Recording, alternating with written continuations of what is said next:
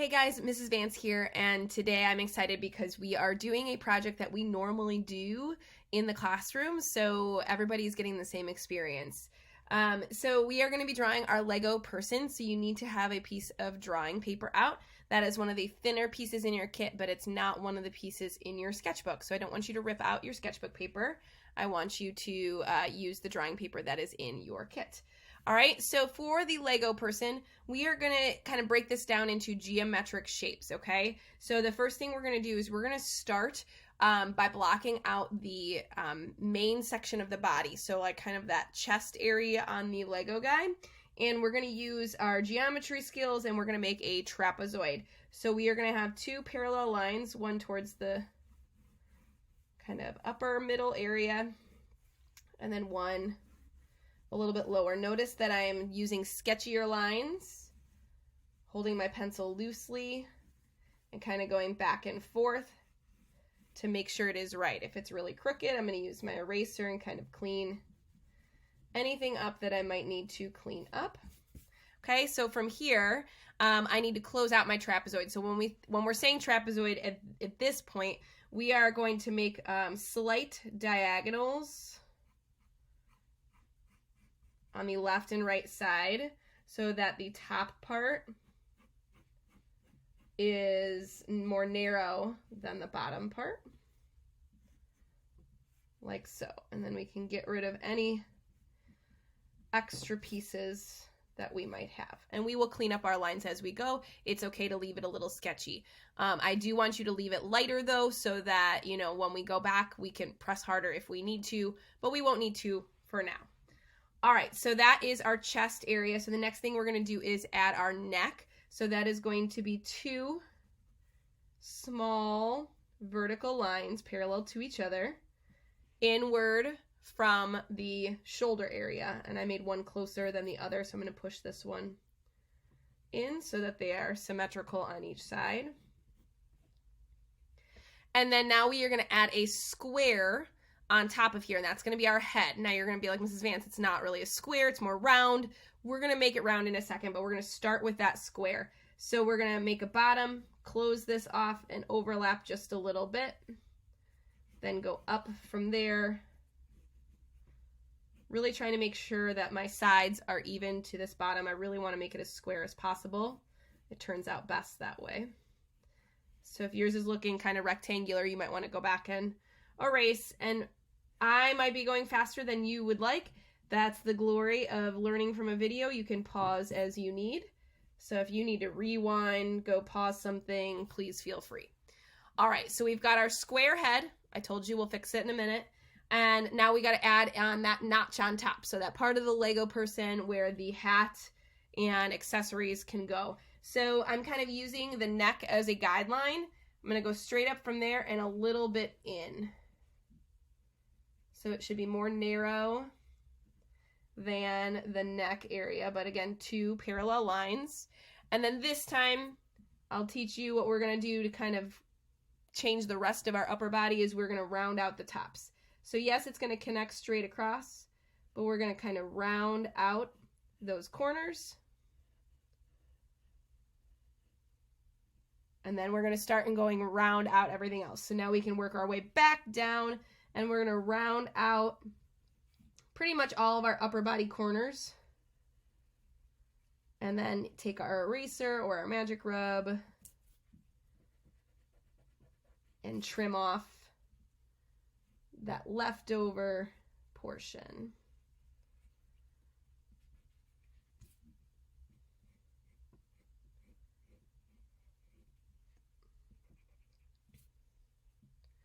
And then if the neck is feeling like it's too close to those corners, you can erase it and bring it in a little bit. I think mine was a little too close to my edges, but yours might be just fine.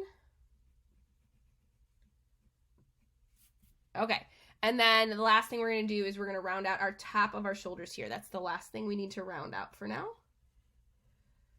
So trimming off those sharp edges from our original trapezoid.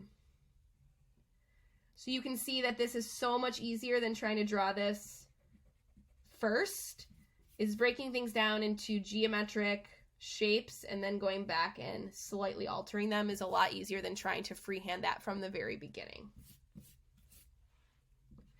All right, so now we're going to work our way down to our lower body. We're going to do our arms last. They are a little trickier and they kind of depend on where everything else goes. So I'm going to slide my paper up, and hopefully you have left enough room. So when I started my trapezoid, I was pretty much right in the middle of my paper so that I had enough room for the head. If anything, you'd want to be a little bit more upward so that you have enough room for the legs, okay? So for our legs, we're going to come just inside that trapezoid, and we're going to go all the way down pretty much to the end of our paper, whatever we have left.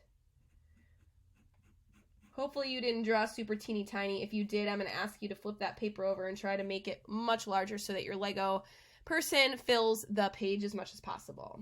So we have this rectangle down here at the bottom. I'm going to go ahead and close it off. Make sure you can actually fit the closed off section on your paper.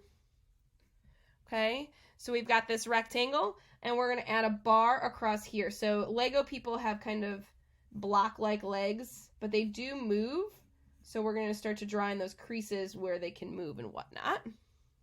Okay, so we've got one bar across the top. It's not super skinny, but it's not super thick. And then we're going to take and basically we are going to draw a bar at the bottom as well. That's going to represent like the flat part that rests on the ground, the feet that come forward. Okay, and then we're going to kind of measure between here, and we're going to find our middle, and we are going to cut that across. Okay. And then obviously our Lego person doesn't have a singular leg. We need to break it up into two legs. So here's where that comes in. Okay, so the first thing we're going to do is we're going to draw two parallel lines, and we're going to try to make sure they're right in the middle here. And we're going to leave a touch of space in between, not very much though. And we're going to stop just short of this middle row here and go ahead and erase the connections at the bottom. Okay. Then from there, if you look at a Lego person at home, it's weird. It kind of goes wider at the bottom and skinnier towards the top. And it almost looks like the mark where like your zipper is on a pair of jeans. So we're going to come up from here and add kind of like a rounded or diagonal-ish mark here. And then it's going to come straight up till it hits that front or that top bar that we drew. And then we're going to erase this section out here. So you've got your left leg on this side, your right leg on this side. And now we have separated our Lego legs and they look pretty good. So the last thing left that we have is our arms. So if you need to take a quick break, pause, take a deep breath before we start those arms. It is super important that our arms are in the right spots, so we're actually going to start with our hands. Now, Lego people have those kind of like wrench hands, right? Where they kind of are like this so that you can insert a tool of some sort or a sword or whatever your Lego character has, hammer. So we are going to place in those hands first. And they are going to go right in this little corner area and the top part of the leg. And I want you to draw them as a very light circle right now, but they're going to seem kind of big at first, and that's okay. We'd rather have them a little bit big than a little bit too small. Pretty close to our legs, just a little bit of space in between, and double check that your two circles are about the same size. That's super important because we tend to draw one thing bigger than the other from time to time, so do be careful with that. All right, so from here then, we're going to work our way up. We're going to draw our wrist next. So from that circle that you have, you're going to draw two parallel lines that are also kind of parallel to the original trapezoid. So kind of close to the shirt here and here. So they're on that angle kind of going towards where their like arm sockets would be, right? So there's there and there. And now we're going to draw a slight frowny face. And that's the edge of the shirt. That will go in there. And you might need to extend one of your lines a little bit. That's okay. So again, that's a subtle frowny face rainbow line there. And now we're going to work our way up parallel to the trapezoid on the outside edges. And then once you get about halfway to 2/3, actually more like halfway. I need to actually erase a little bit. Then you're going to start to angle towards the shoulder, and then it rounds out and connects. So angle towards the shoulder, a little bit more on a diagonal, and then round out the top. And that's where your arms are going to connect for your Lego guy. I think I've made my shoulders a little too rounded. I'm going to square them back out a little bit more. But they look pretty good. All right. So now we just have finishing details on our hands. I'm going to go ahead and zoom in so you can see this a little bit better. Give me 1 second here. There we go. All right. So on your hands, okay, so we established the shirt here. We need to make sure it's 3D. So we're actually going to kind of make a little curve that goes around the wrist to make it 3D there. And then the thickness of the plastic of a Lego person is actually going to come over, and we're going to make another kind of frowny face that shows a little bit of thickness here. I know it's a little tricky, so take a quick look at that. So I'm going to do it again on this side. So round like a C and a backward C over here, connecting to the wrist. But then I also am going to make that parallel curve to show the thickness of the plastic shirt on top of my Lego guy. I know that seems very weird, but you will get used to it. There we go. All right, now we need to work on our hands. So we need to make the balls turn into those wrench hands. So we are going to draw 2 parallel lines, pretty much actually almost parallel to where like the wrist would be, sort of pointing downward. Okay, and then we're going to connect them with kind of a lowercase n, frowny face, whatever you want to kind of call it, a little bit more like an archway. All right, so now we have a little bit more stabilization to the shape. So I'm going to go ahead and erase the connection between the wrist and the original ball on both sides. I am going to press a little bit harder and refine the outer edge before I make this last step.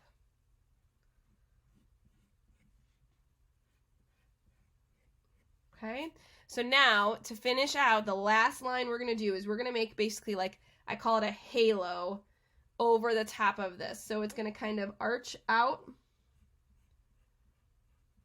and back and connect to the wrench hand. And all that does is create this 3-dimensional kind of trick to make it look like the wrench has some depth to it. And I know it's a little tricky and it may not look like it at first, but if we zoom back out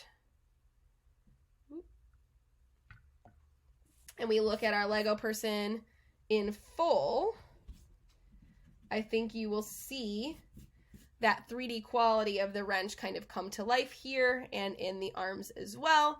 And then we've sort of helped create that 3D qualities with adding those lines in the legs. So that is your Lego person. Please don't do anything else to it yet. We're going to talk about how we are going to transform your Lego person into your Lego famous artist. Have a great one, guys. Good job.